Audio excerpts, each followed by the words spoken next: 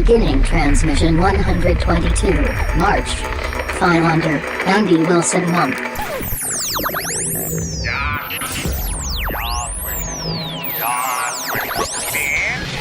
on, you fuckers think that just because a guy reads comics he can't start some shit? I'll fucking take all you want!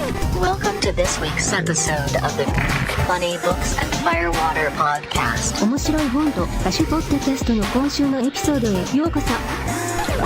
Ignore her.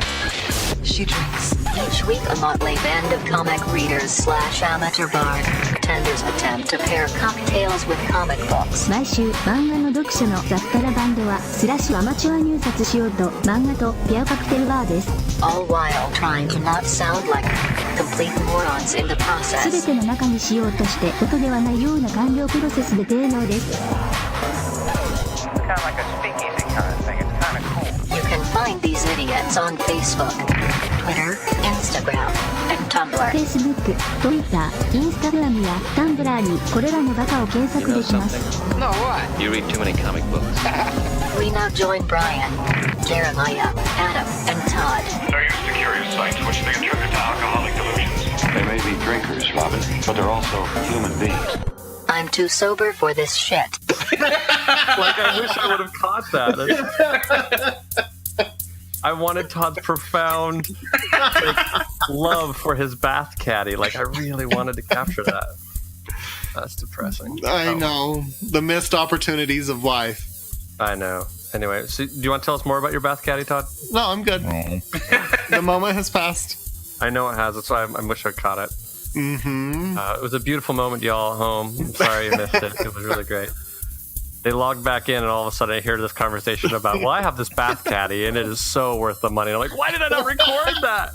Why did I not have that? That would have been amazing. Well, that came up because earlier Todd went to the bathroom, and I just heard him talking in the bathroom. I'm like, oh yeah, Jonesy's probably in there. Because I have a chair in there that she likes to sit on. But the real reason that extra chair is in there is sometimes when I take a bath, I put my laptop on it and use it to like watch Netflix or gotcha. whatever. Mm-hmm. But she loves laying on that chair, and at first I was just like, who the fuck is he talking to? Because I go in there, I don't see it, the light is off and everything, so I shut the door, I flip on the light, I lift the toilet lid, and I go up, and then there's Jonesy just staring right on me at the countertop going, oh, hey there. So... yeah, so I proceeded. My cat loves to come in and look at me while I go to the bathroom, and it's really awkward. It's just like... it's a little strange. It's a little unnerving. The first place I moved into when I moved up to Logan, they had a cat, and as I would get ready in the morning, the cat would be like, get right in front of the sink and stare at me. And the only way I really discovered to get it to go away, it's a little bit mean, but it did the job, is when I wore cologne at the time, is if you take your cologne spray and just spray it in the butt with that cologne. It does two things. One, the alcohol and whatnot in the cologne against the glands of the cat's butt. Mm-hmm. It's not a fan, so it's dragging its ass around everywhere. But it bolted out of the room. But I also hated me from that day forward. Gotcha. So I had to keep my door closed, but I would spray cologne around my door frame and it'd stay out of it unless it shit in there just to get back at me. But gotcha. It was fair. I'm like, yeah, I understand. The other fun one is that... the dog has such separation anxiety. Like, you'll shut the door and you'll see these little paws poke out underneath the bathroom door. Like, why won't you let me in? What's going on in there? They're creeping me out, dog. Yeah, for That's sure. It's me time. Well, welcome to episode 122. This is the second week of the Andy Wilson month. Happy birthday, Andy! Yay! Thank you, everybody. We are doing March. By John Lewis and co-written by Andrew Aiden. I'm gonna go with Aiden, yeah. Aiden? Okay. Sure, Aiden. Okay. I'm pretty certain he co-wrote it because I remember seeing that somewhere in the credits. I want to make sure that I'm not making that all up. And this is essentially an autobiographical book from John Lewis, Senator John Lewis, we should say. And it's not Congress representative. Okay, yeah. Representative. It's not every day that you have a comic book where the quote on the back is from Bill Clinton. So that's interesting, you know? You know, it's not often that you get something with Bill Clinton on the back cover, but if you ever want to see something with a senator who wrote the foreword, go ahead and check out your copy of The Dark Knight Returns. Or is it The Dark Knight Strikes Back? I can't remember. Senator Pat Leahy of Vermont, who's also in The Dark Knight. I remember that. Yeah. The Joker threatens him with a knife. It's fun. Huge Batman fan, and showed up, wrote the preface for Frank Miller's book. So there you go. The other one, this is not nearly as cool as having, a senator or a former president write the back of a book, but the forward on, I think, is the second volume of Southern Bastards is written by a Carolina Panthers player, and my buddy Christopher's dad is their coach. So of course I sent him a photo of, hey, That's cool. check this out. He thought it was pretty awesome as well. So there's that as well. So anyway, weird forwards and prefaces aside, we're getting into some history and we're getting into some politics. So, but we're also getting into 1960s politics and also, unfortunately, now current politics. So we'll consider that being forewarned. If you're an asshole, or a Nazi, this is not the episode for you to listen to. Really, none of them really are. So, You can just go I don't away. I don't think you're part of our demographic, and that's fine. I'm okay with that. Because I'm also surprised when Nazis can read, but that's a totally different issue. But we will start this month out, or this week out, introducing our panel with the birthday boy himself, the man we all came to read books for this month. We have Mr. Andy. Hey, everybody. I'm Andy Wilson. You can find things that I write over at graphicpolicy.com.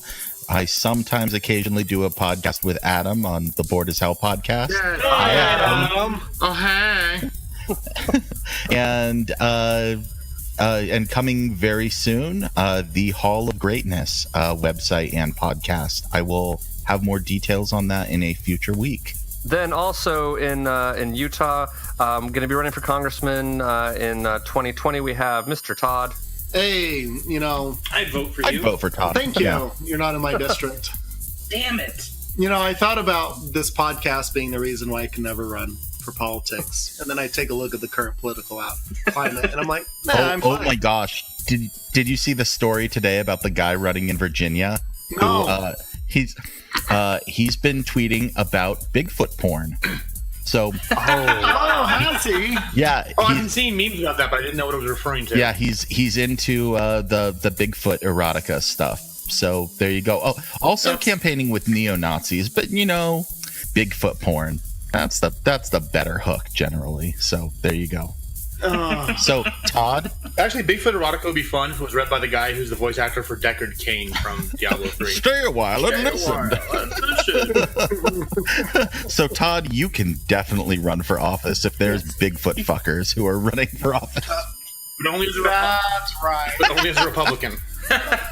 I am in Utah. That's Especially the only in Utah. people that run. Yeah, I'm Todd. You can find me here on the Funny Books and Firewater podcast. Future 2020 congressional delegate for the city of Woods Cross. And I also do English class hooligans with my better half, Amy. Hi, Amy. Hey. And then my buddy Brian, who's also on the show. Hi, Hi. Hey. Hi. How are y'all doing? So, and English class hooligans, we read all the books that are considered classics, and it's like a voluntary book reports of stuff you should have been reading in high school or college, and we determine whether or not they still deserve to be classics or if they should be demoted. Fuck Dickens. Fuck Dickens. We agree. Good grief. So, yeah, that's me. Cool. Speaking of a Dickens fucker, Mr. Adam. Hey, Aw, you guys care. Dickens. Fucker. Dickens or Dickouts? Yeah, whatever is float your boat. Dicks out for Harambe. Dicks out. That's called being versatile. I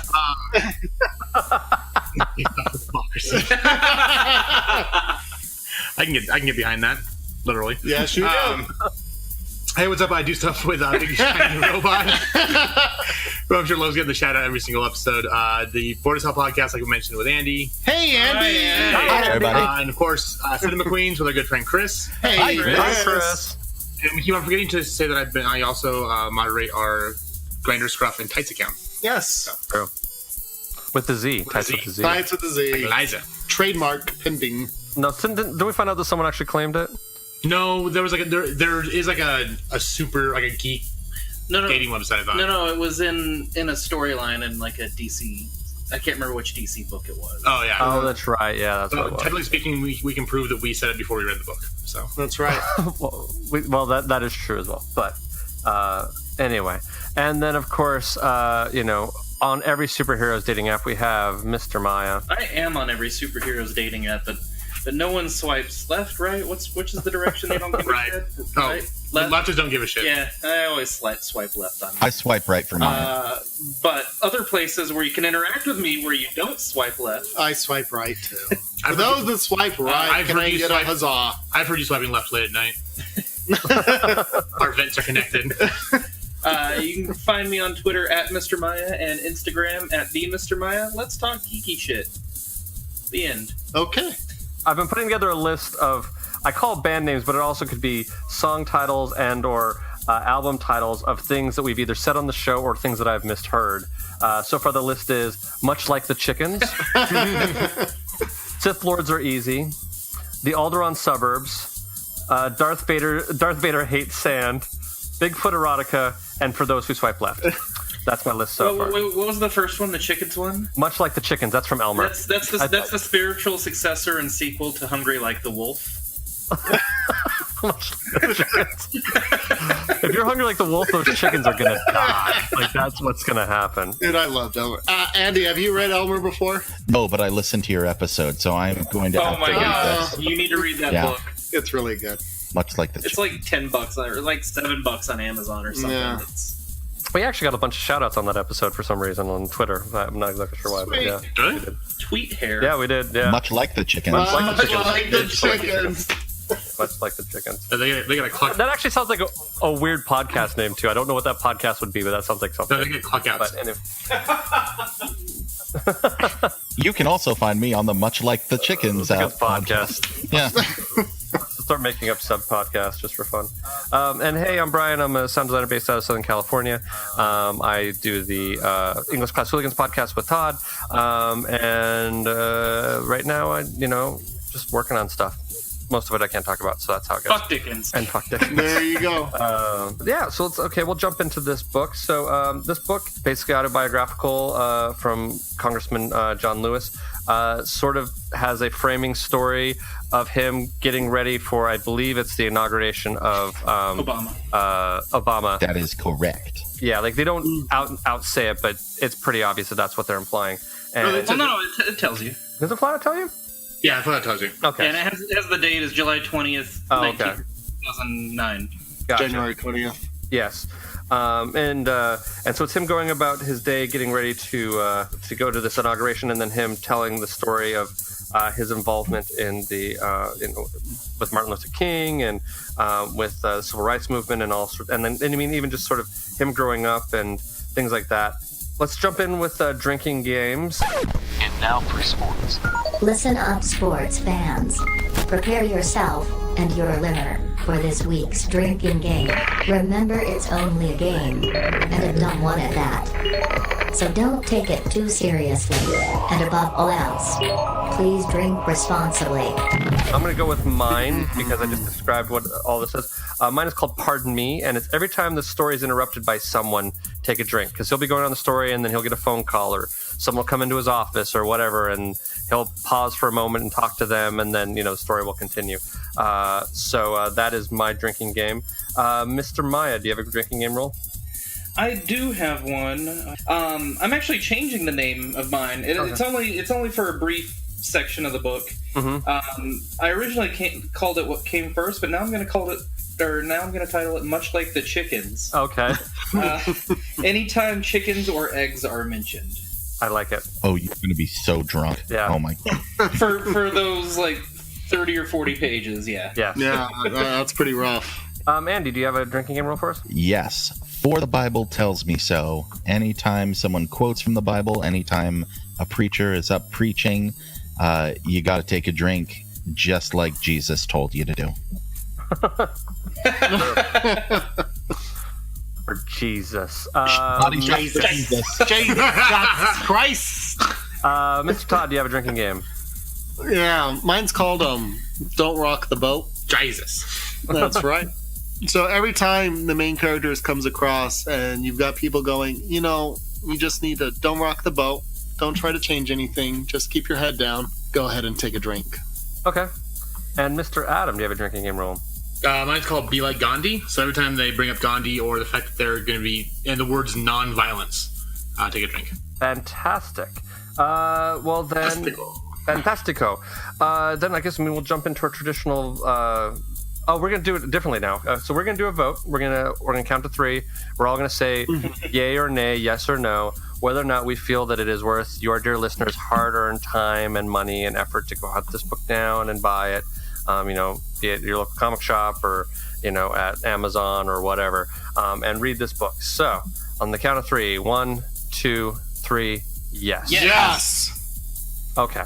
If you had said no, I would have called you a racist and we would have been done. No, I'm just kidding. There's reason to not like okay. Log off. We're done. It is very easy to have your white guilt make you feel like you need to appreciate this book, but it's actually a very enjoyable book in general. I actually liked it. It's done really well. Yeah.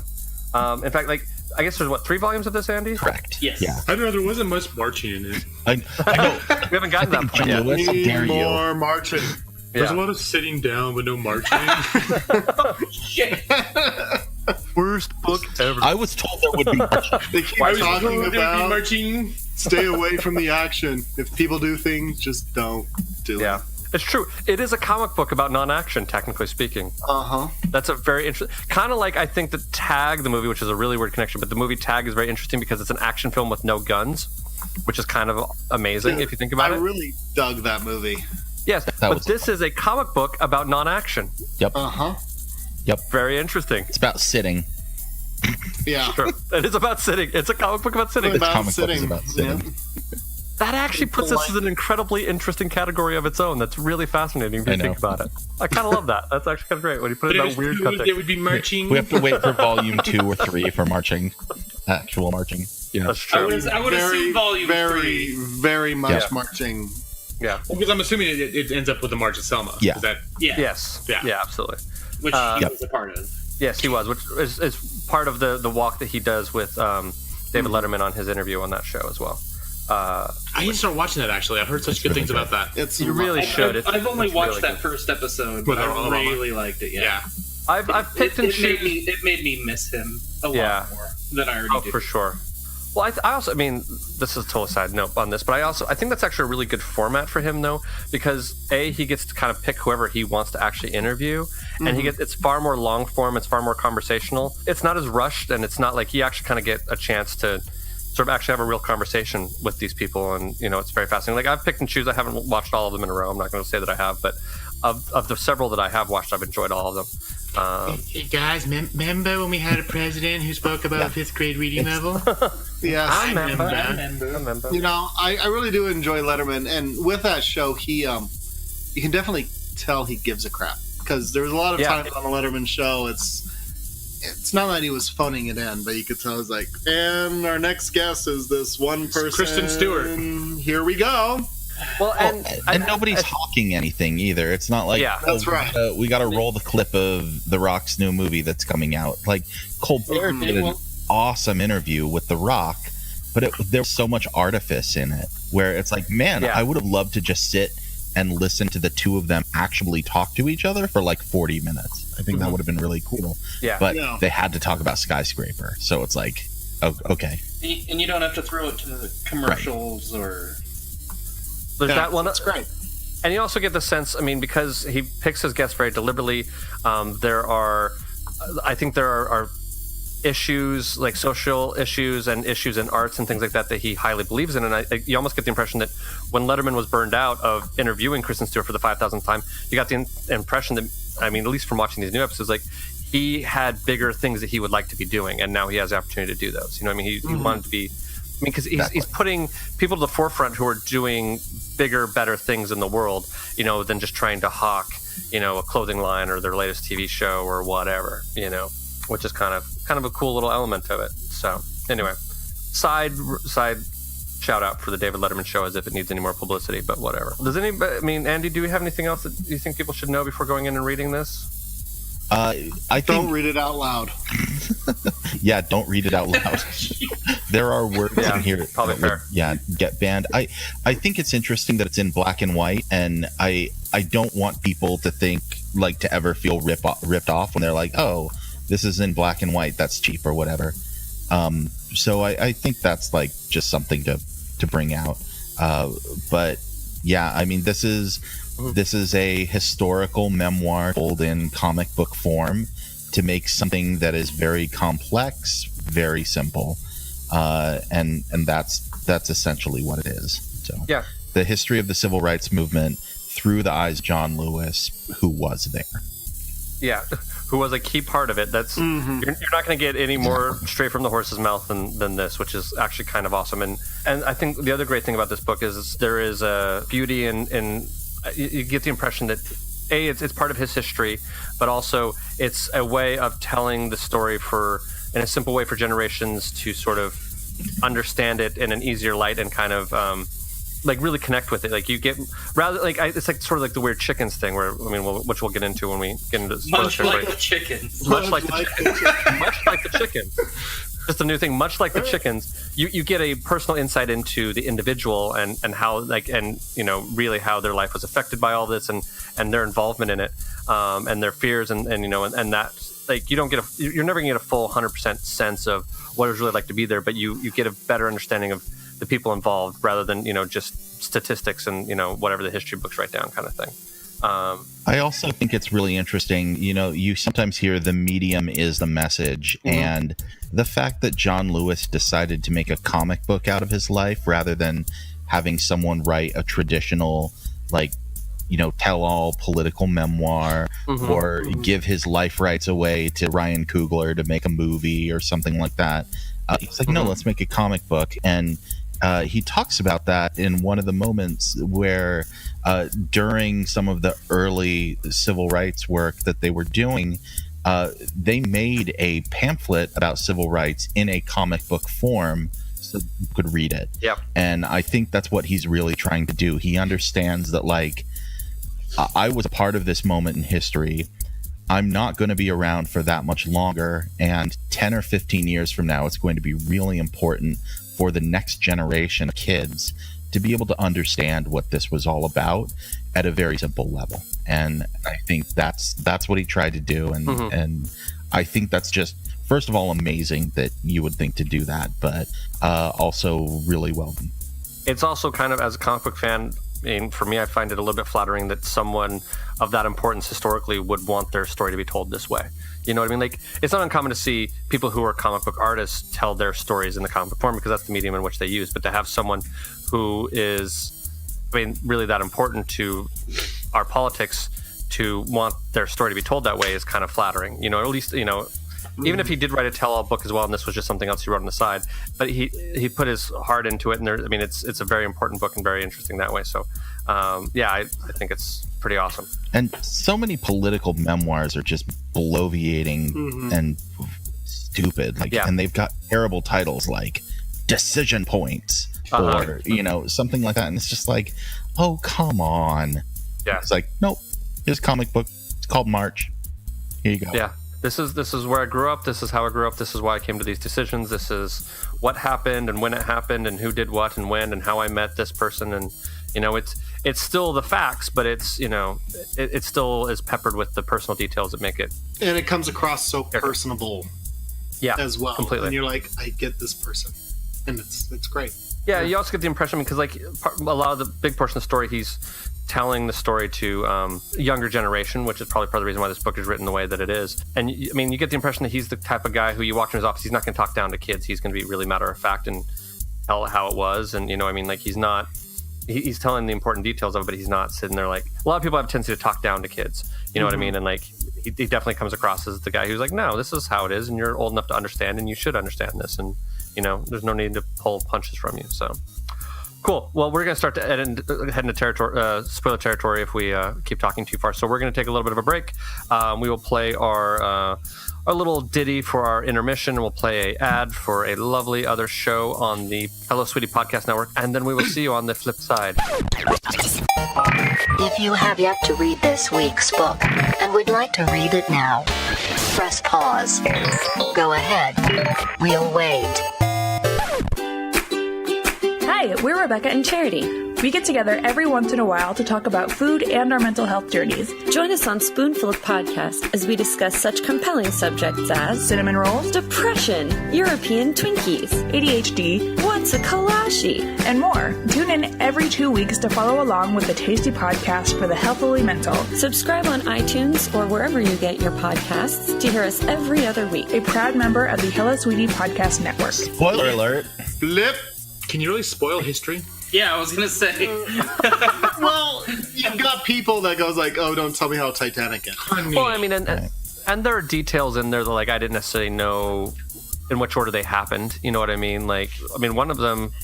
We'll get into it in just a second, but you know, one of them I do have a weird personal connection to something that happened in this book, and I didn't realize that, you know, the connections around it. So it was very interesting for me to read that section of it. But yeah, I mean, I guess just jumping into sort of summary. So he's from Alabama originally? Troy, Alabama. Troy, Alabama. You know, very poor black community. His parents are farmers, but he was very connected to the chickens. He had named all of them, and he would take care of them, and he would sort of do slight experiments is not the right word, but he would try, you know, giving hens, you know, eggs, even if they hadn't laid actual eggs, so they would, you know, keep the chickens alive. And he was very kind-hearted that way, and, you know, would really wanted to kind of grow up and be a preacher. Thought that was going to be where his calling was going to be. You know, would preach the chickens and things like that. And a lot of that stayed that way until he went and ended up spending a summer, like he went with his aunt and uncle. He spent a summer in upstate New York and realized that, you know, the blacks in the South did not have it the same as they had it up north. And that was sort of his first eye-opening experience as to, you know, how things were, you know, different between, you know, and how segregation was still a big thing and things like that. So a part of that, he's got this whole car ride. He went with his uncle up to the north. And they talk about there was certain gas stations they could or could not go to. They brought their own food. But in part, it also is like, if we don't go to, we can't stop here. And there's like some ominous looking rednecks going on. Yeah. But even recently, this reminded me on Top Gear. It's a few years old now. I know. But there's this one sequence in Top Gear, and what it is, it's a car review show. It's a bunch of British guys who are just having a laugh at people, but they do this whole sequence where they're in the deep south and they take their cheap cars and they try to write offensive, inciting messages on the car. Like Hillary Clinton is the best president ever, and they just did a few other things. They get ran out of the city and the state. They get legitimately scared. It's terrifying to watch. They really get terrified, and they're pulling into a gas station while they're filling up. Someone says, "I've got some of my kids coming over, and they're just going to take care of you." And they flee. They legitimately flee. And this was done past 5 years. Yeah. So, and you see right here, it's like, oh, you know, if some people try to go, it's like, oh, well, that was in the past. We're not that way anymore. Bullshit. That is, it still rings so true. Yeah, I mean, I lived in North Carolina for 3 years, and I was more in a more urban area, I should say, I guess. And so I didn't see it quite as much, even though I was in the South. But as you got into more rural areas, you did see it a little bit more. I never felt like North Carolina was quite as bad. I felt like that was sort of closer to the maybe because it was North Carolina, in South Carolina I didn't think it was too bad as well. But the fact of it is that I'm a white guy, so, you know, what's it? I mean, like I'm not necessarily going to run into those issues there, you know. But yeah, I don't know. It's very interesting. So I'm trying not to leave too much of it out, but hopefully you all read it. So he ends up going to college to become his intention is to become a preacher. And he ends up getting involved, he starts seeing the importance of actually, rather than just preaching the gospel and only talking religion, seeing the importance of talking about social, political experiences as well. The benefit of that for his people. There's an actual term for, what does it call it? It calls it like social justice. It was social preaching or something to that effect. There's a term that he uses a couple times. One of the people who was doing that at the time was Martin Luther King Jr. And so eventually this leads to him getting the opportunity to meet Martin Luther King Jr., and then he ends up working with a few different groups in colleges. It was called the social gospel. Social gospel, that's right. Thank you. I knew there was a phrase for that. But, you know, and that was sort of a thing. That's also a point in time where they... so he starts forming some groups and joining some groups to start working on political change and things like that. And that's where he talks about, I think, the comic book about Martin Luther King Jr. and Montgomery and talks about Gandhi and where they start putting around the concept of nonviolence and things like that. And he starts joining these groups. And so they end up planning to do a sit-in at a lunch counter that doesn't serve blacks at the counter. And as they're going through this process, they talks about them getting jailed and how when they're all jailed, they were all excited because they're actually doing something and they're making a point. And it sort of ends up with them just getting to they're still working on integration. They're not quite there yet, but they've gotten the governor of Alabama to a point in time where he's sort of sitting there like I think he agrees behind closed doors that he's against segregation, but they kind of force his hand to make him say that he needs to integrate as well. And that's sort of where this first book ends. Did I miss anything major there? No, just the part about did you hear about the part where they were like practicing beating each other up and calling each other the N-word? As ways to So basically, they all got together and they had to take on the role of the oppressor and the person being oppressed, so that they would react violently when people were calling them the M-word or beating them up, doing things. And a couple people were like, I can't do this. He's like, I'll do everything I can to support you, but I cannot be a part of this. And then the part where they do the sit-in, and the police conspicuously don't show up, while like the white gangs come in and like beat the crap out of them because they're black and leave. And then when they're all on the ground beaten and bloody, that's when the cops show up and arrest them and send them to jail for this nonviolent protest. Well, and it's interesting. I think one of the things I think is interesting to point out about that is that when those people who can't do it, it shows that from the book's perspective, it's not that they weren't believing in the cause. But they just knew they couldn't be nonviolent. They didn't have the self-control to not be violent. They couldn't not fight back, and they had enough self-awareness to know that, like, hey, I'm not going to help the cause any if you put me in there because I'm going to lash back out, kind of thing. So I'm just going to start out with my weird personal connection to this book. So they talk about how they're planning their sit-ins, and then the Greensboro sit-ins happened a couple days before they were originally going to do it. I worked at a theater company in Greensboro. It's called the Alliance Theater Company, and at the time, that Woolworth's, where that counter was being turned into a civil rights museum. And we were originally scheduled to put on a show about a family who ends up participating in the Greensboro sit-ins. It's a play called North Star. Not highly produced very often, but it's about that whole subject, and I ended up sound designing that. The interesting thing about that is that we actually had a bunch of the stools from that original counter that they had loaned us as part of our production. And so we were supposed to originally open this production in conjunction with the opening of the Civil Rights Museum. The Civil Rights Museum, for budgetary reasons and a bunch of other things, was severely behind, and we still had our schedule. So we opened in January, and I think when I moved out, they still hadn't opened yet, but hopefully they have now. I haven't looked into it, but that was the original intention of doing it. So I actually got to I didn't sit on one of them, actually, to be honest with you. I felt it was too important for me to sit on one of the stools, but I did touch a couple of those stools because it was an interesting piece of history that to have these things there as a set piece I thought was very interesting, and I wanted to be part of it. The other interesting thing that was one of the hardest sound effects I've ever had to create, and it was one of those things that I recorded it, I put it in the show, and then I deleted it off my hard drive because I didn't want it. I didn't want to be in a position where I ever had to use this again, is we needed the sounds of the crowd yelling racial slurs at these people to be played through the speakers around them. And I don't want to record it, and luckily none of the white actors in the show wanted to record it. And so what we ended up doing is we had all the actors in the show, all the black actors in the show, we recorded them shouting things that either they had been called or that they had their family or parents or grandparents who were around, the civil rights movement had been called as well. And so it was a weird catharsis for them, at least that's what they told us. But as the white guy in the room recording it, it was one of the most uncomfortable feelings I've ever had in my entire life.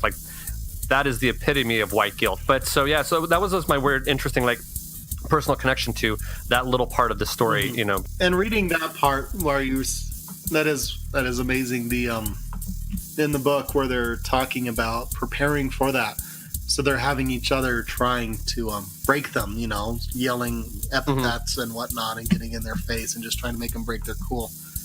That probably made me feel the most uncomfortable. Yeah. In this whole book, I was just going, the white guilt just really starts piling on. I don't know. This might be becoming one of those books whenever, the Black Lives Matter thing's going on and people say all lives matter. I'm like, read this and then let's be more careful of how we say that. Well, and the best metaphor I've seen about the whole Black Lives, All Lives Matter is like, yes, of course, all lives matter. But it's like, if you're in a neighborhood and there's a house on fire, that house matters a little bit more right now because it needs to be dealt with immediately. Yeah. Yes. It's like you're not going to go put water in a house that's not burning. So yes, of course, all lives matter. All lives need to be respected and taken care of. But we need to look and see who is being systemically targeted by Nazis and in some cases, the law enforcement in this country. Right. And you focus on that problem, that issue. Well, you can still respect everyone else's lives, but you have to look at what's the crux of the problem right now and fix that.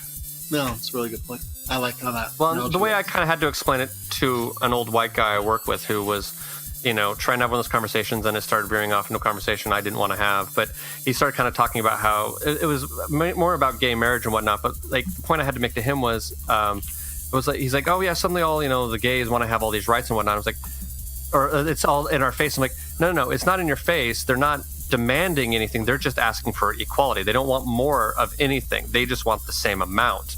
They just want it to be fair. And like that was a big difference. And that was sort of where I shut him down, luckily, because it was one of those things where it's like it's the same. It's on top of your point, Adam. It's like it's just trying to bring these groups that have been oppressed to the same level as everyone else and just making it a level playing field.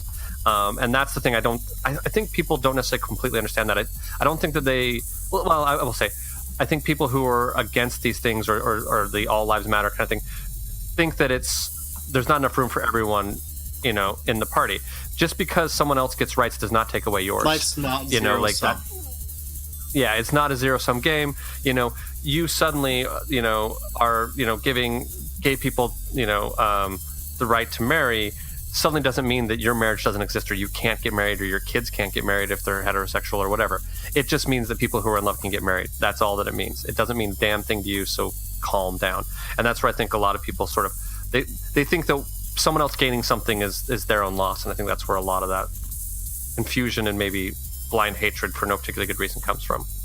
Well, and for me, it's not, we talk about white guilt, and I think that's like a tip of the iceberg. Mm-hmm. But for me, what this just comes down to is like a basic sense of empathy. Mm-hmm. Like, can you imagine living in someone else's skin, in someone else's experience, and being like, what must that be like? The easy thing for us as a bunch of white guys is we can stop imagining that and we can walk away from it. The only time we ever have to feel uncomfortable about race and people yelling the N-word at other people is when we're having discussions about racism. And then that's the essence of what what white privilege is that we can walk away from those conversations. If you're black, you face a different bar in a lot of cases, and the same if you're LGBTQ. I won't speak for Adam, and I know you've got a story about this, but I don't. But one of my friends who lives in DC right now, she recently got a job at what she thought was a liberal nonprofit. And the very first day on that job, heard from one of their HR people, some anti-gay rhetoric, and she's told me that like she's afraid to walk down the street in DC, one of the most liberal cities in America, holding hands with her girlfriend, and it's like, what kind of a country do we live in where people feel unsafe living in their own skin, living just a normal life that we take for granted? And that just can't be the case. So Adam, you have a story. Yeah, so as we record this happened last night, but as it comes out, it was a week ago. So my boyfriend Clark was visiting, and he had to go home, to take care of his dog, and he works early every day. So I walked him out to his car and gave him a kiss goodbye, and it wasn't like make out kiss. It was like, hey, I'll see you later kind of thing, give him a hug. And as I'm doing that, this car is like driving by, and it goes like, and then it goes past us, goes really slow. I was like, oh great, this is gonna be fun. So then anyways, they park, I would go out of him, and out of this car, this guy is probably in late 40s, early 50s, and his little, I'm thinking it's his girlfriend, I don't know, she was in her 20s, get out and like start loading their trunk. So I live in a gated apartment complex. I go in the gate around the side of the fence, and all of a sudden, I hear, I go, "Fuck you, faggot!" This guy looking at me. And what's funny is he waited till I was inside the gate to say it, and then also made sure that his girlfriend was between me and the fence. So I was like, "Oh, you're really courageous." But so my response was to do a Z snap, and in my gayest voice say, "You know it, hunty," which I can't do it. It was in the moment. But yeah, so one thing in this book that really, really drove home for me was the part where they're saying all the horrible things to him, and they're beating him down, and like doing the whole nonviolent thing, because I'm a very nonviolent person, and with the way this person reacted to me, last night, I can come back with a smart ass response. I can take care of myself.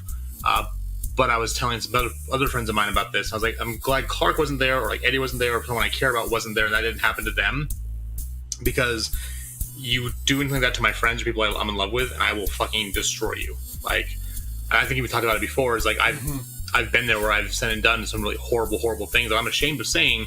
But the moment that happens and I go into like Papa Bear status, like I come out with guns blazing, and I will make you want to go home and kill yourself, because I am that much of a bad person when you get me that angry. So, when I saw this part where like the guy left, he's like, I can't do it. He's like, I totally identify with that. Obviously not from from the color of my skin, because I'm a white guy, but from that thing of like, I know where that anger gets to, and I almost think in this sense I kind of applaud that decision to step out, because he knew he would become a liability if he did stay. And I think that's something that it's humbling to admit you can't do something, and a lot of times we try to push through and say, oh, I can't do this, whether it's with a job or the relationship with our mental health or whatever's going on in our lives. It can be disheartening to admit you can't do something, but there's nothing wrong with that. It just means you need to go find something that you have a strength in. Like he says, like, hey, I'll make signs for you, I'll help organize, but I can't do this. So if you can't do something, find out where you can help and invest even more energy over there. Right. And it's important not to police each other's activism. Martin Luther King Jr. needed Malcolm X. Professor X needs Magneto. Every movement needs different parts of it that are doing different things. And we shouldn't judge each other based on what we're each individually able to bring to that. I respect the hell out of Antifa activists. That's not me. I also respect the hell out of truly nonviolent people. That's probably also not me. I'm kind of in this weird middle gray Jedi area where like I'm going to get angry and probably pop off and say something. But I'm not a violent person. So it's like, but I'm not going to tell anyone their approach is wrong, because we need all of us. And one of the things that I think about incredibly with a lot with this is one of the things that Martin Luther King said is that we are all knit together in a garment of mutuality, and that my struggles are, as a white man, are connected to the struggles of black men, and they are connected to the struggles of workers and of women and of the LGBTQ community and the environmental movement and every other thing. We're all fighting for the same thing, which is to try and make our lives a little bit easier against people who are trying to oppress us in one way or another. And the sooner we can all figure that out and try and show up for one another, I think the sooner we're all going to get some stuff done, which is what I am hoping is happening. I hope so too. So where I work, I supervise a few people, and it's quite a melting pot, as I've got a bunch of Kurds have been working for me for a long time. There's some Hispanics. I've got some Syrians as well. And then I have an old German immigrant who recently retired. But there is what's interesting to watch, as you watch them, having it be man, woman, having it be West Valley white boy, or someone born. And my German guy, his birth certificate had a swastika on it because he immigrated from Germany and he's in the 70s, and that's just part of where it was. Or you have people quite recently from Syria and the Damascus area fleeing that. I even have another guy that came from Baghdad. at the end of the day, the difference is there might be a difference in geography. There might be a difference in melanin. But they've got families, they have hopes, they have dreams and worries. And of all our minute differences, the similarities just trump all of that. And it's interesting to watch it as you've got, and I have a fair amount of Vietnamese too, is more often than not when there are larger disagreements, it seems to be within the own culture because they're the ones talking to each other. But I even have older guys and having a conversation with them. It's like, you know, you might have your culture outside of this workplace, but going where you can and says, this is the workplace culture here. It's like, in your family, the women might do the cleaning and the cooking, but here you clean up after yourself. And here everyone gets treated with respect. And here everyone has a right to feel safe. And it's interesting who I've written up and had to let go, which kind of surprises me in my own way. And here I am, the big white guy boss, for lack of a better term. Scary boss too. Dude, I walked in with you. They're the terrified of you. It's RBF really funny. with me is fantastic. So people who knows me well think I'm just this goofball, but my resting bitch face is awesome. You know what's funny is like my username on Netflix is RBF.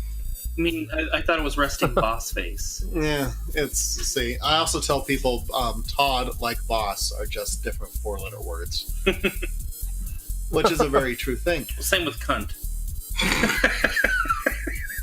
You know, all may apply at times. I'm not denying any of that. But watching people and going through, and even in my own way, and, you know, and they behave differently when I'm around versus when I'm not. And who I write up, it doesn't surprise me because individuals are individuals. It's people behave differently, or it's like, well, I'm sorry, I just can't help myself. And I'm like, you know, if I was standing right here, would you have done this? And they're like, well, no. Like, then you know, you can help yourself. Then you can help yourself, and you know better, which means you're choosing to do so. And you're going to have to make those choices somewhere else. And it's really interesting to watch. My head HR guy, he's a recent graduate from college, but he's Vietnamese. He's got immigrant parents. I mean, English is not his first language. But even at the end of the day, he's like, you know, it's like just some people don't learn, or it's a painful lesson.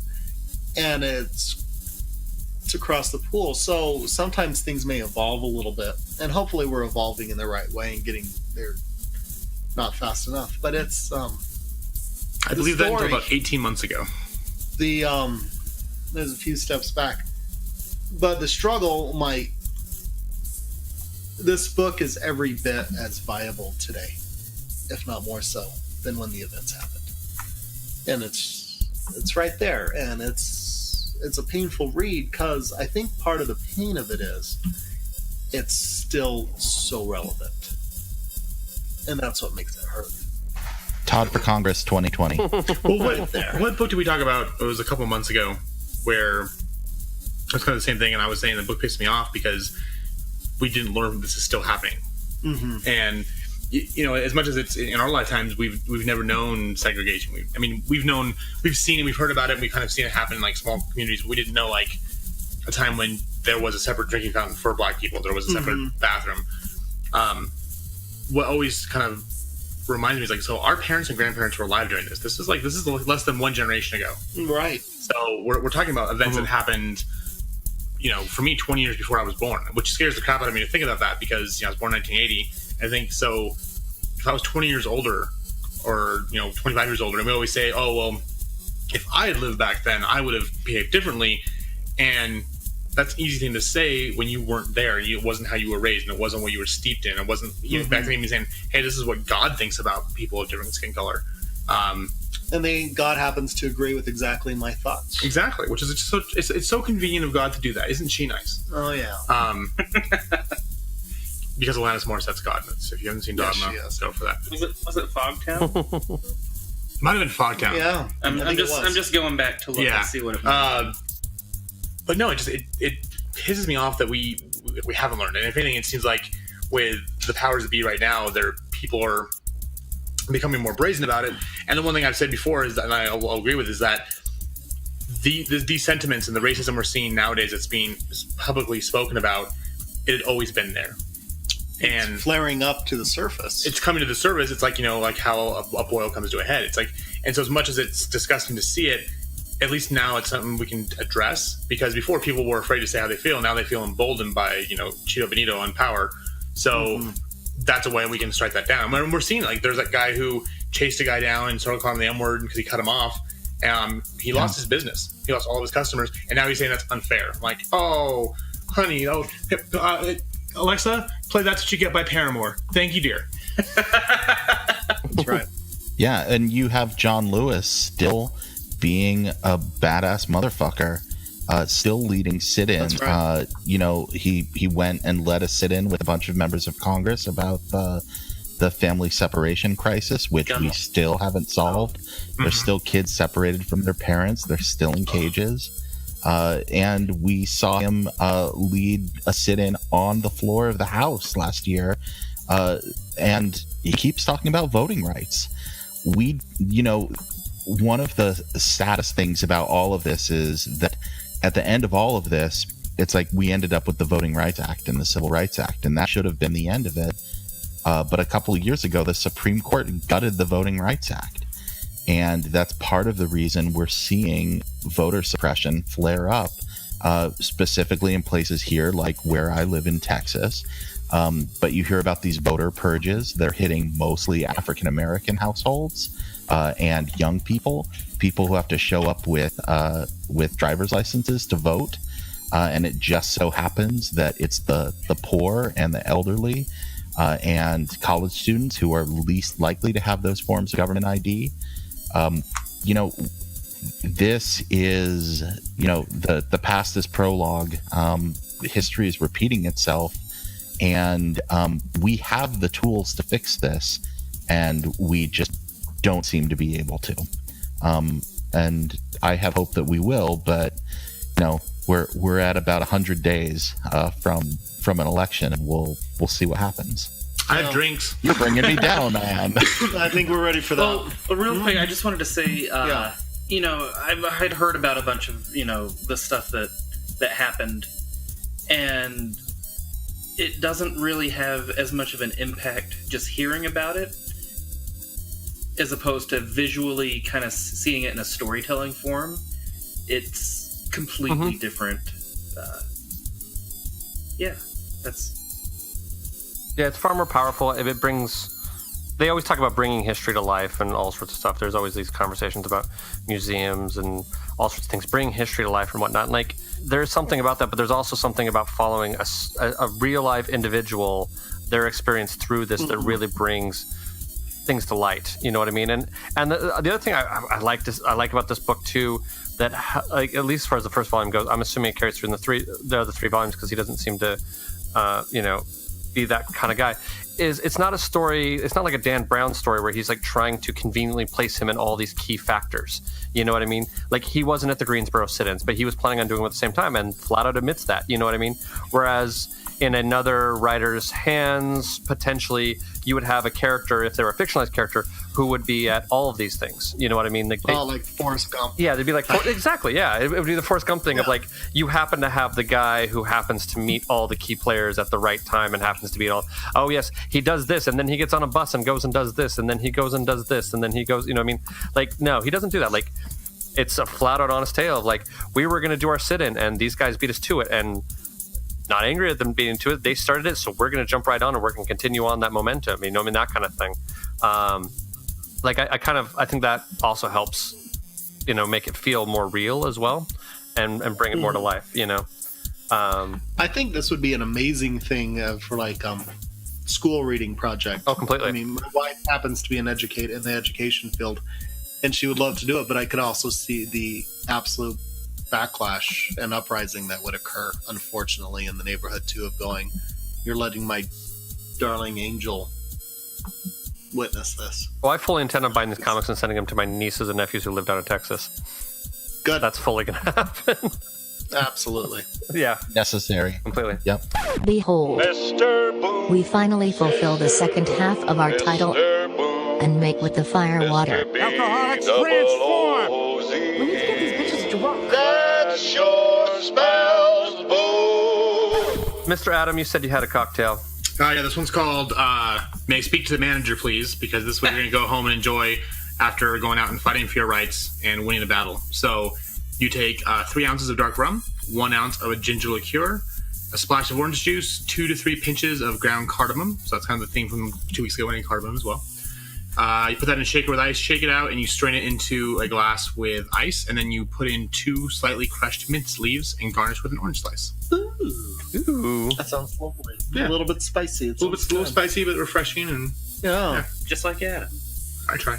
I'm going to jump in with mine. I just kind of went with the southern kind of thing because a lot of this takes place in the south. Mine is a sweet tea mint julep. It combines the two, very southern drinks. This makes 4 of them. So you can either drink 4 by yourself, or share 2 with a friend, or share them with a bunch of people. Who knows? It's your call.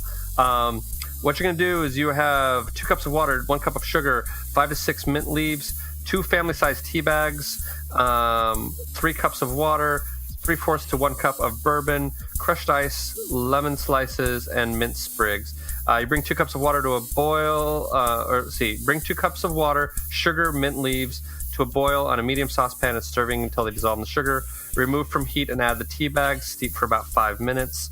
Remove the tea bags and add 3 cups of cold water. Refrigerate until ready to serve. Add the bourbon to the tea mixture, fill the glass with crushed ice and tea mixture, and garnish with lemon and mint, and squeeze lemon into the drink if desired. Mr. Andy, do you have a drink for us? So one of my favorite things to do would be to go and watch Fantasmic and enjoy a mint julep at Disneyland. So in order to help you stay hydrated while marching, take 6 ounces of frozen lemonade concentrate, 3 ounces of limeade concentrate, 4 teaspoons of creme de menthe syrup, not the liqueur, or the liqueur if you want to spice it up. Mix and combine with club soda and or water to taste. Garnish with mint leaves and maraschino cherries. Enjoy. I wonder if the Disneyland mint julep recipe actually is out there, because I always thought it was like sort of a minty Sprite, but I'm sure. Yeah, I tried to find it. This was the mix that I found to be as close as possible. I think you could just take Sprite and add creme de menthe and maraschino cherries and be fine. Okay, but I've always wondered about that, because that is a very because for those of you who don't know Disneyland or are going to Disneyland and seeing Fantasmic, there is a restaurant right next to the Haunted Mansion called I don't remember what it is, but on the backside, so like if you go towards where the train station is, on the backside there's a little mint julep bar, and you can get beignets there as well, which are also very good. They're French donuts. They're basically like a ball of dough fried and then dipped in sugar, powdered sugar. It's really good. Getting mint juleps and beignets from there is I had an ex-girlfriend who that was her tradition every time I went to Disneyland, and I've sort of carried that on for myself as well. Yeah, I'd always get the Aunt Ollie's chicken at that restaurant, whatever that was called. So there you go. But yeah, I can't remember the name of that restaurant either. That one that's really good to watch Fantasmic from. That one. I think it's actually like called the French Market. Maybe, or it might be something Tom Sawyer related. I don't remember. Something. They've changed everything so often; it's not even funny. And then, Mr. Maya, do you have a cocktail for us? I do. I looked this up. I found this drink. It's a dry Manhattan, but it looks like it was also called a Martin Luther King. Okay. It's 2 ounces of Canadian whiskey, 1 ounce dry vermouth, 2 dashes of Angostura bitters, a lemon twist. Fill a shaker with ice and add the whiskey, vermouth, and bitters. Stir vigorously until the outside of the shaker is cold. Strain into a cocktail glass and twist lemon over and drop it in. Mr. Todd, do you have a cocktail for us? Yeah, the one I found is called the Alabama Slammer. Oh, okay. Oh, that sounds like it'll probably fuck you up. That's a fairly famous drink, actually. It is but I was looking through here. So this one's got 1 ounce of Southern Comfort, 1 ounce of Amaretto, 1 ounce of Slow Gin, and 2 ounces of OJ. So get a cocktail shaker, fill up halfway with ice cubes, then you add all the ingredients, shake the shit out of it, and fill a highball glass with the ice and strain the mixture into it. Garnish with a cherry and an orange wheel. And yeah, there's your Southern Comfort Alabama Slammer. I'll give you 1 ounce of Southern Comfort. You are from Texas. That is Southern Comfort. I am. It had been a while. Well, it's a long pour. It would be a lovin' spoonful. Which is, incidentally, for those of you who are into classic city rocks, where that band's title came from, just so you know. That Hot Time, Summer in the City, and Do You Believe in Magic song actually came from a band with a really dirty name. So just, keep that in mind when your grandmother's letting you listen to that song on the radio. Just to ruin it for you. Burst the bubble to my brother-in-law that the Doobie Brothers were into drugs. And he's like, what? What? How? No way. I love the naivety of this kid. It is fantastic. Well, and the Steely Brothers is from... Steely Dan is from Barbarella. Yeah. Was the name of a... Yeah. Yeah, Steely Dan's a vibrator. Yeah. So yeah, that's what it was. Yeah, I had a friend who made a country band called Shaky Chester based on the same idea, except it was made out of wood because they're Western. So they. Ouch. We'll also say I was able to take this 18-year-old at the time brother-in-law snipe hunting for the first time. Oh, nice! He bought it. It was like, That's is he just playing around? No, he wasn't playing along. He really thought we were snipe hunting for the first. And I'm just like, at one time I just kind of walk away. He's like, "What? We're not going to find the snipes?" And I'm like, I have nothing. What you should have done is taken him back.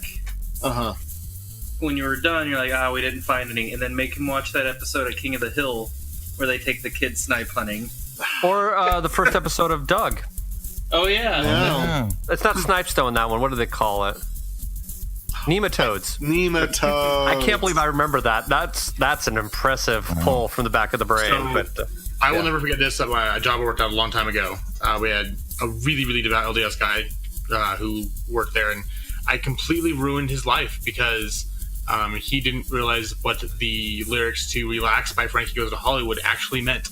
And I was like, "No, it's dirty." He's like, "No, it's not." It's just, I'm like, "Okay, say it slowly." It's like, oh my god, I've been singing that my whole life. It's like, and he literally felt guilty that he liked that song. I'm like, dude, you are repressed. Yes. Welcome to Utah. Did you tell him about turning Japanese by the Vedas? No, we didn't get that far because he's the one who had a picture of the prophet above his computer so it wouldn't look at porn. Oh yeah. Oh, there you go. Well, you don't need to. When you got old Spencer W. Kimball staring back at you, you don't need any porn when you got that. No. Dead shark eyes like a doll's eyes.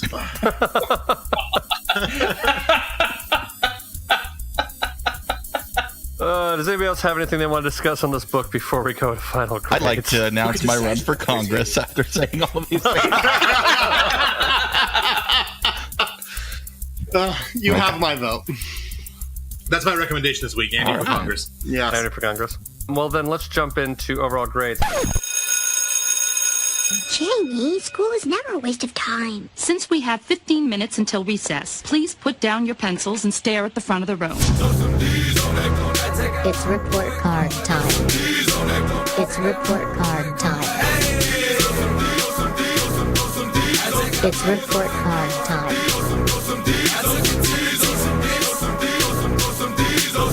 I'm so fucking fun.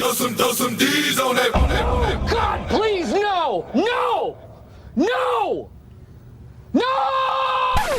So for our writer, John Lewis and Andrew Iden, what is your grade, Mr. Todd? It's an A. It's a very personal story. Yet it comes across as there's an honesty and a genuine to it that you buy right into instantly. You can totally relate. It flows really well, and I read it straight through, and it was, I want to say, masterfully executed, and in some ways with it though, this is kind of like the Spielberg movie of the Schindler's List. I'm really glad I'm reading this. It's important. It's something I really do recommend, but it's going to be a tough thing to go back to.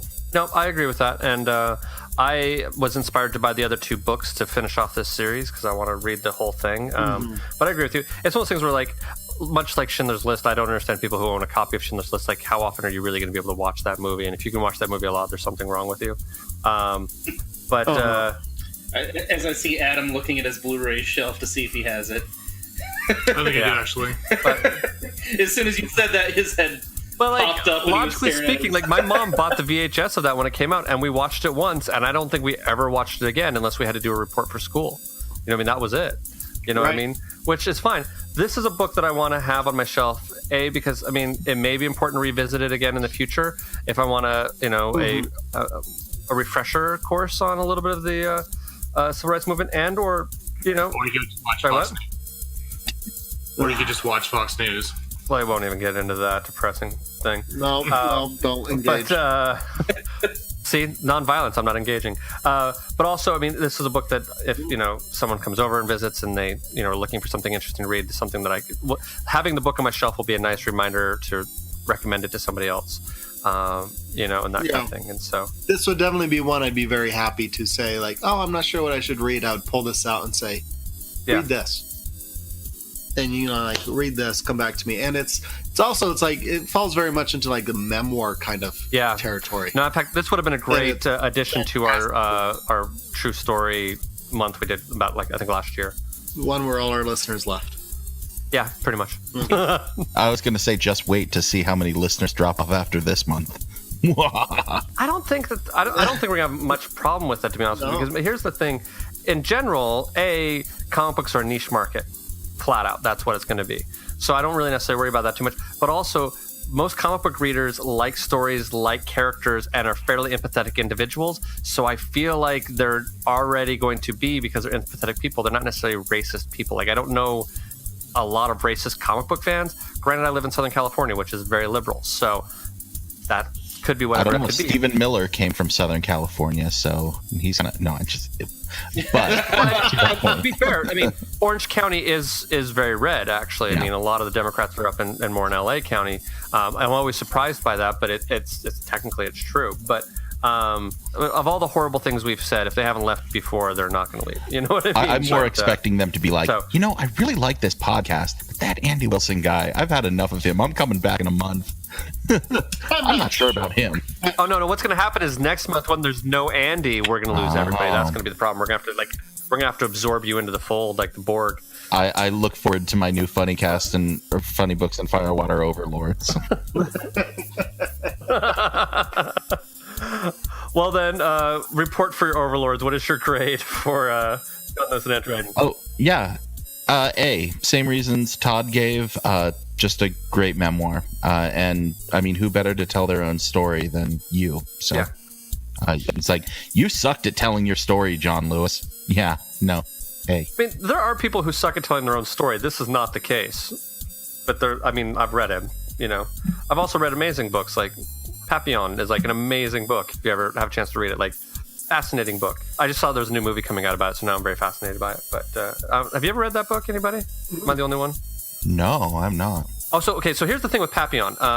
It's fascinating because what it was is the guy who wrote it, this is his true story. He escaped from basically the French version of Alcatraz, snuck over to South America, ended up living with a native tribe there for a while, got married, ended up leaving the tribe, going back to France, living in exile for a while, whatever, or he was hiding around like in South America, whatever.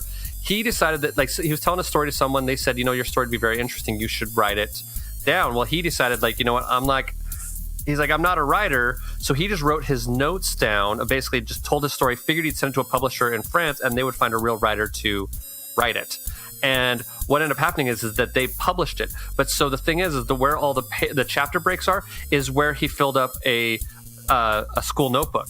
So basically he would write a notebook, he'd fill it up with his story, and then he would write the next notebook, and he sent these notebooks off. But the chapter breaks are literally just where he ran out of pages writing. And so the publisher got them, started reading, and was like, this is amazing by itself. And so other than a few spelling corrections, they made next to no changes. So it's this guy basically telling a story, kind of just matter of fact, not really embellishing, thinking that someone else is going to clean it up. And so part of what makes it so fascinating and interesting, it's very readable, very interesting, but it's just very much like, yeah, this is what happened. You know what I mean? It's very, very interesting, very cool. So anyway, we're not in recommendations, we're in grades. So Mr. Adam, what is your grade for our writers? A, for all the same reasons we already discussed. So okay, but yeah, so I'm going to go with an A as well.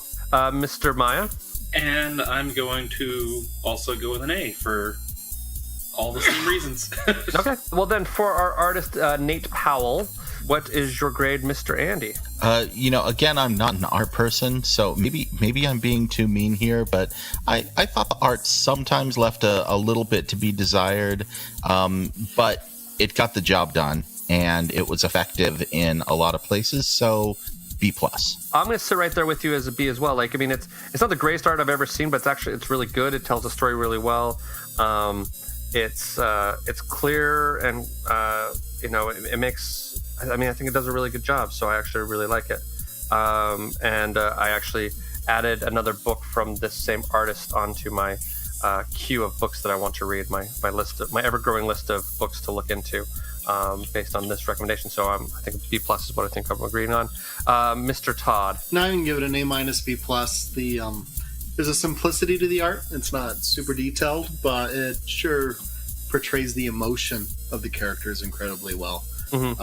You go back to that sequence of you got him and his uncle driving up on North, going, where do we stop? Where do we want? Just talking about the tension, and you could just see it so palpable right on their faces. Palpatine on their faces. Much like the chickens. Really dirty. Much like the chickens. And now Palpatine on their faces is going on that list.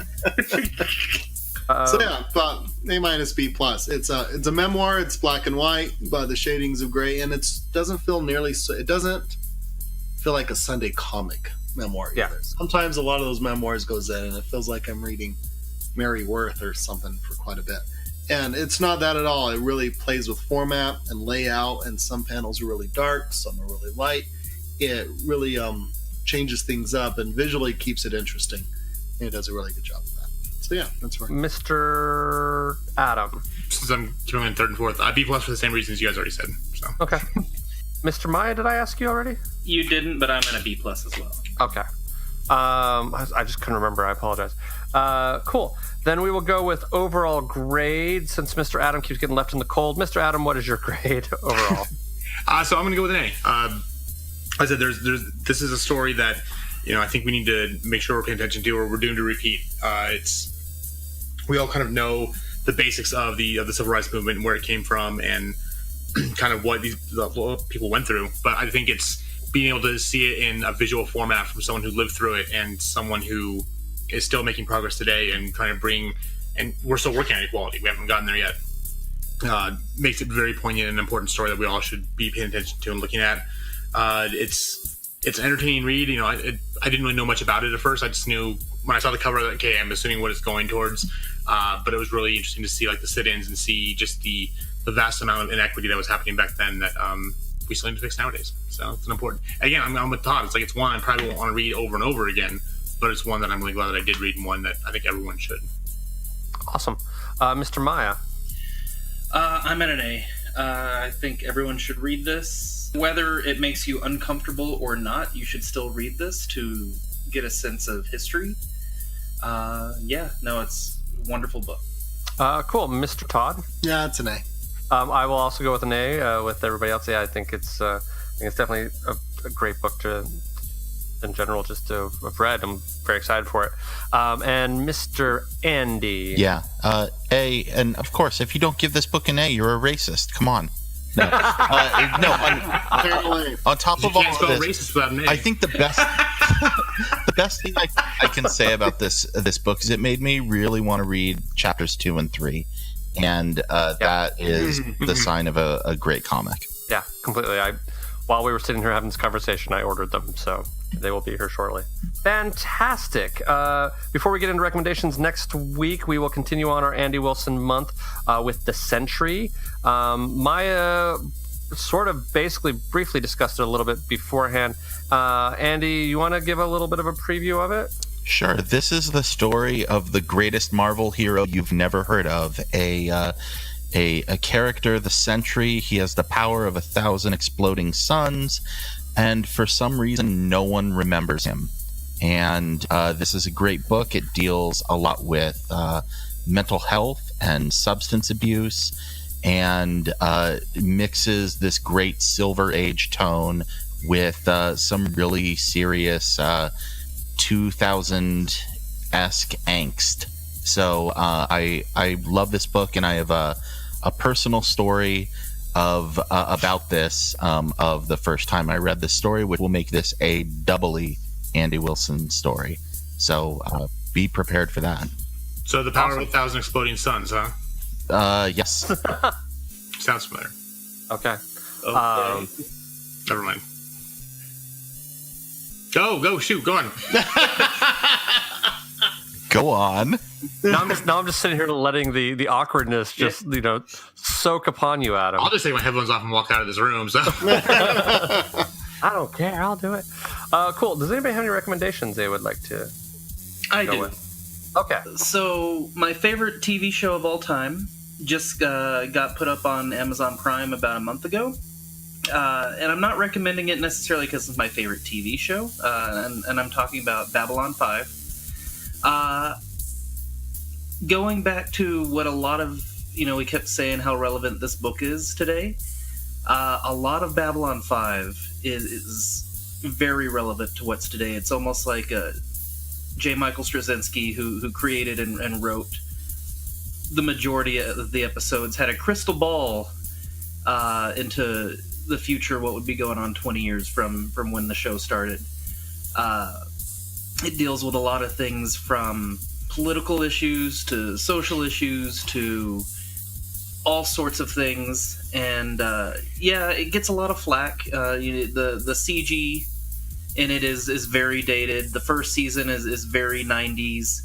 It was still trying to find its feet, but it reaches a point in season 2, especially seasons 2 through 4, there are 5 total, where it starts to deal with a bunch of civil unrest back on Earth, and it leads to a lot of stuff that's very hauntingly similar to what's going on today. So if you want to watch a show that's not only wonderfully written and has a very definite beginning, middle, and end, but also something that is rooted in a lot of relevance to today, check out Babylon 5. Mr. Todd, do you have any recommendations? Trying to remember the exact title. It's a documentary on Netflix. I think it's called Juneteenth. Yeah, that's right. Yeah. It is related with this book, and it's just going through about not just cultural racism, but also systemic and organizational racism of the United States and its history, on how oftentimes we might change the nouns, but the actions remain the same.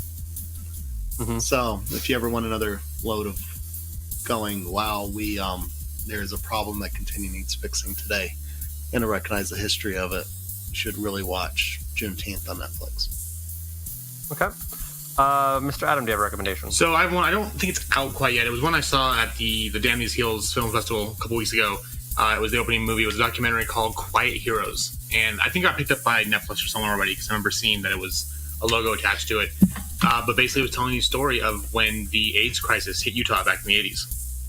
Oh, really? Okay. Salt Lake City thought, because we're not in New York, we're not in San Francisco, that this isn't going to happen to us. And then it happened quickly, very, very quickly. Mm-hmm. And this documentary, it's a little bit problematic because it tries to tell too many stories at once. But the main focus are on these two doctors, two female doctors up here in Utah, who were the only doctors in Utah that would treat AIDS patients at the height of the AIDS crisis. And it interviews them, kind of follows their story, that they were working out of this Catholic, it was like the hospital, the Sacred Nun or something like that, or Sacred Virgin Catholic hospital, and the nuns were helping them out and weren't charging them for bringing patients in. And there's this whole charity thing set up, and how like the LDS religion reacted to it. And then later on, when we started getting like the AZT, antiretroviral drugs, and this and that, and interviewed local people here, like we who were alive back then. Some people who are survivors of AIDS, some people who were just lived through it. Like we have Jim DeBackus, who's one of our senators, was in the movie prominently discussing friends he lost back then. And so, as we talked about with this book, it's like kind of reminding us what happened back then. Much for LGBT youth nowadays is that with PrEP and with just taking a pill a day, you can pretty much, if you get HIV, it's not a life-threatening problem anymore.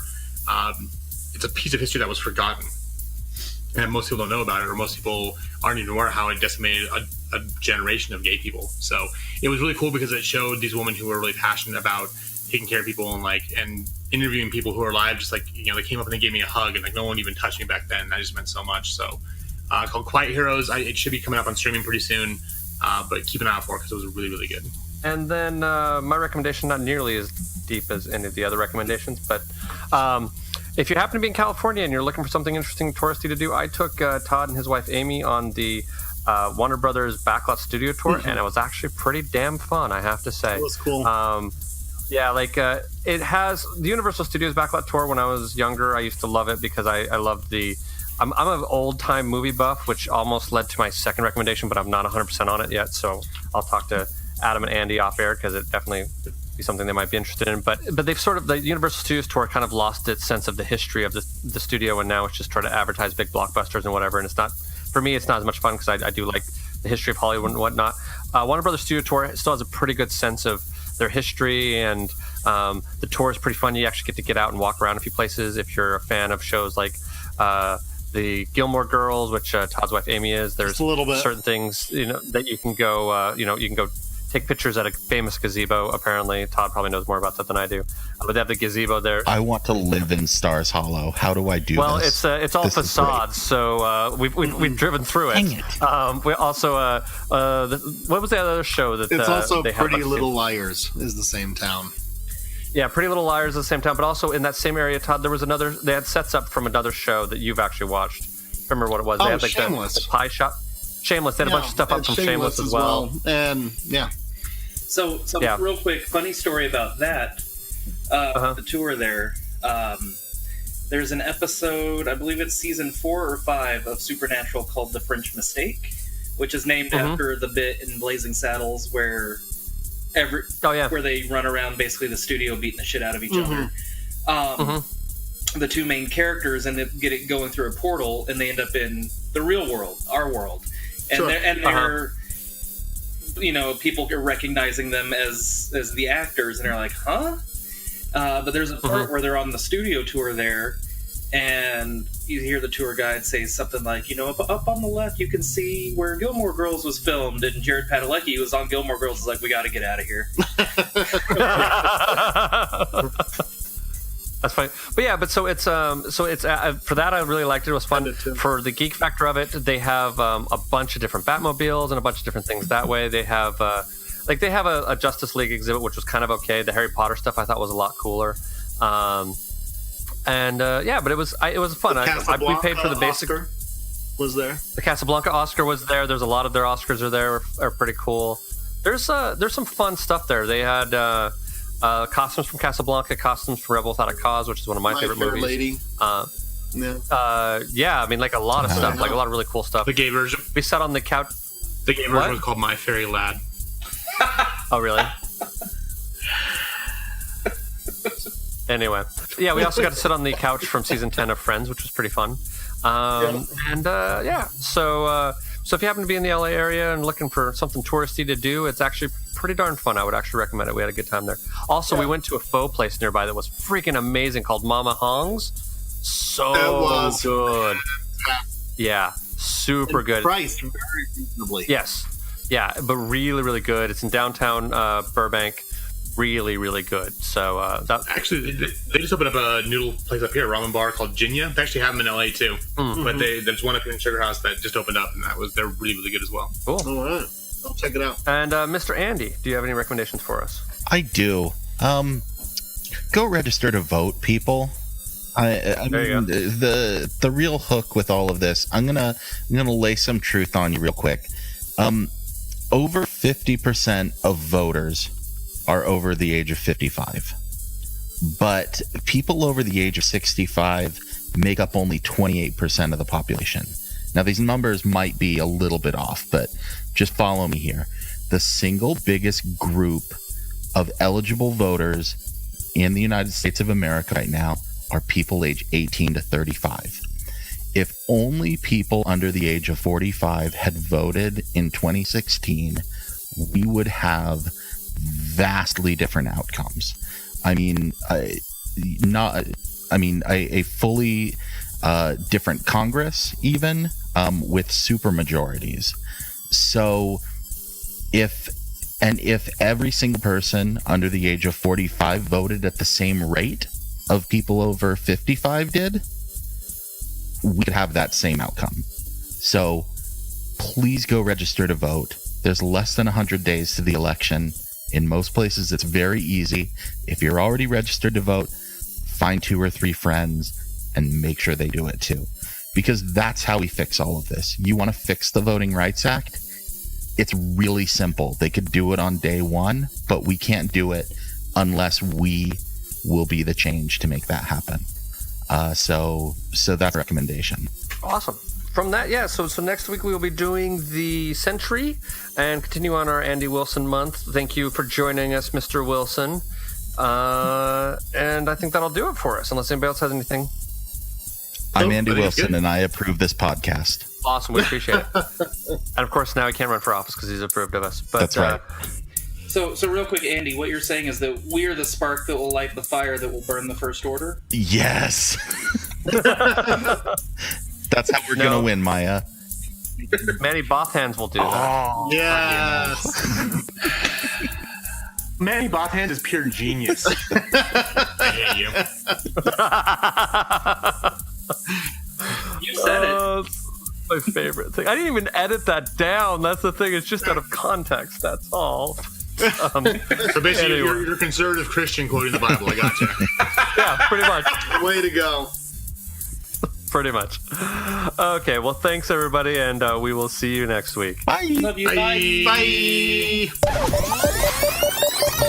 So that happened. Thank you for joining us for this week's episode. This band of knuckleheads will be back next week with a new episode. Until then, you can find them on Facebook, Instagram, and Tumblr as Funny Books and Firewater, and on Twitter as @FirewaterCast. Go to funnybooksandfirewater.com for the most up-to-date information, as well as cocktail recipes from this and past episodes. Thank you for joining us. And until next week, support your local comic shop, tip your bartender well, and stay hydrated.